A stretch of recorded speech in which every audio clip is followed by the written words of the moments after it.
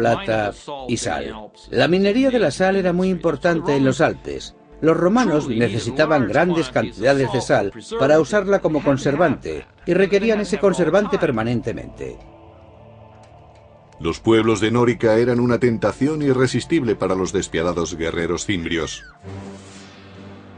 No les faltaban armas, por lo que podían iniciar un saqueo en cualquier momento. En el segundo y primer siglo antes de Cristo, los cimbrios tenían espadas, lanzas y escudos. Los cascos eran muy raros, pero estaban equipados con un armamento muy efectivo. Pero los bárbaros ansiaban algo más que las riquezas de los habitantes de Nórica. Los bárbaros del norte emigraban para conquistar nuevas tierras. Su objetivo no era simplemente realizar una incursión y marcharse. Querían vivir cerca de Roma.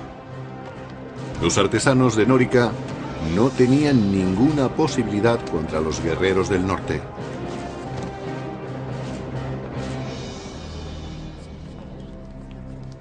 Los Norici enviaron un emisario a sus aliados del Senado romano pidiendo ayuda contra los sanguinarios invasores cimbrios. Para ello se dirigieron al aristócrata Carbo, cuyas maniobras políticas habían dado finalmente sus frutos. Ahora ocupaba el puesto de cónsul, el hombre más prestigioso de toda Roma. Carbo ordenó a su ayudante que empezara los preparativos para la guerra. Tenía solo un año para ganar la gloria y la riqueza que da la victoria. Tenía que demostrar sus cualidades de dirigente por medio de un acto viril.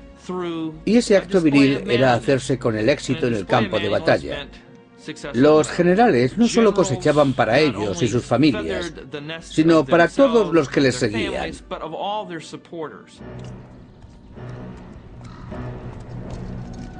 Carbo aceptó el reto y llevó sus tropas a Nórica.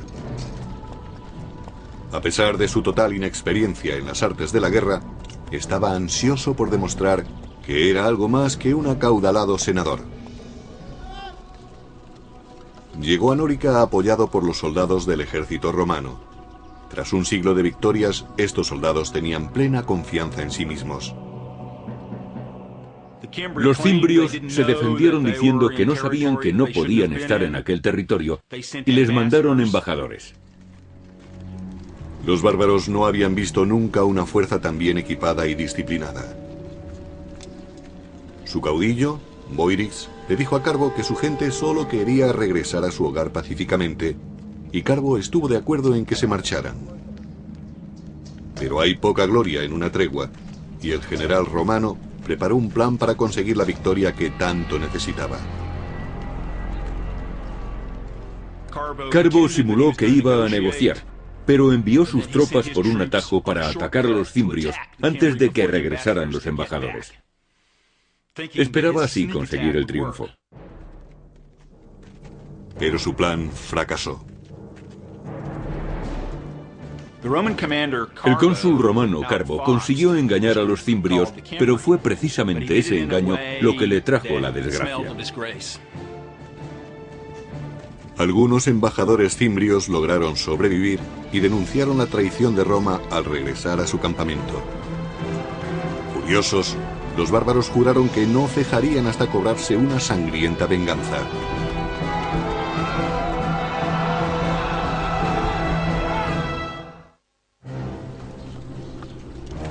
En 113 a.C., el general romano Carbo parlamentó en busca de paz con unos violentos bárbaros, los cimbrios, pero finalmente se retractó y asesinó a sus embajadores. Su traición despertó la ira de los bárbaros, quienes daban un gran valor a la palabra dada. Jurando vengar a sus camaradas caídos, los cimbrios devolvieron el golpe con súbita furia. Así lo escribió el biógrafo clásico Plutarco. Su valor y osadía no tenían parangón. Se lanzaron a la batalla con la velocidad del rayo. Nada podía detenerles.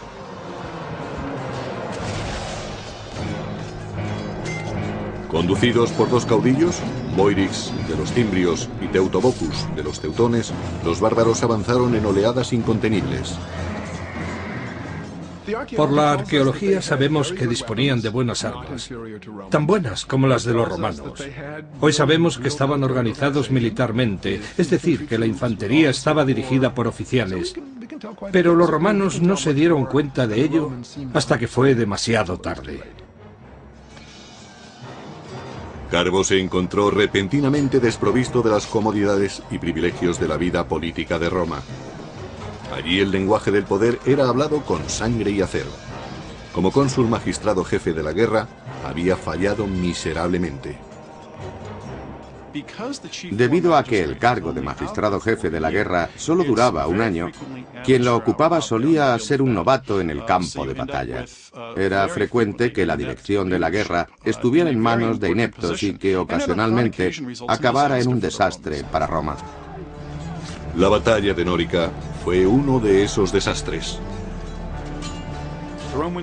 Al final, los romanos evitaron ser masacrados gracias a una tormenta descomunal que descargó con fuerte aparato eléctrico truenos y lluvia.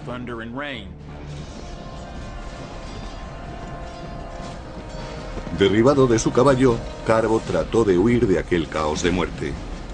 Pero escapó de la batalla solo para suicidarse, pues había caído en desgracia ante Roma y ante los ojos de los dioses. Los dioses salvaron a los romanos, pero solo después de que un gran número de ellos hubiera muerto. Dedujeron que los dioses estaban descontentos con el comportamiento de Roma. A pesar de lo ocurrido, los romanos siguieron creyendo que solo los aristócratas podían conducirlos a la victoria. Los romanos creían que lo antiguo era lo bueno y que lo nuevo era peligroso. Por eso los políticos y líderes preferían personas procedentes de una familia con un amplio historial. A lo largo de la década siguiente, una serie de nobles más arrogantes que capaces dirigieron los ejércitos para proteger la provincia que Roma tenía en las Galias.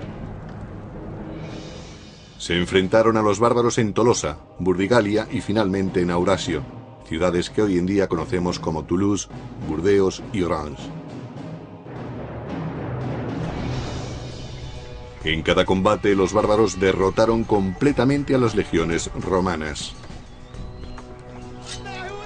Los romanos tenían su propia manera de combatir. En la película Gladiator se muestra una representación perfecta de cuando Roma combatía. Preparaban durante horas el orden de combate y luego se lanzaban al ataque. En contraste, el contraataque de los bárbaros era impredecible y devastador para las filas romanas. Si un soldado de una fila caía abatido, el que estaba detrás de él ocupaba su puesto. Los soldados veían la muerte muy de cerca.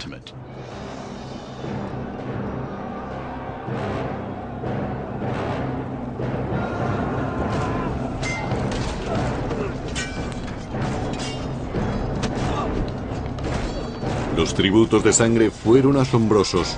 Solo en Aurasio fueron masacrados 80.000 romanos en una tarde. Cuando un ejército pierde cohesión, sus hombres pasan a ser peces en un estanque. Se les captura fácilmente desde cualquier esquina. Cuando cae un flanco, los vencedores matan a los enemigos uno a uno, sin correr ellos ningún riesgo. Lo que en principio era una batalla organizada, pasa a ser una ejecución en masa.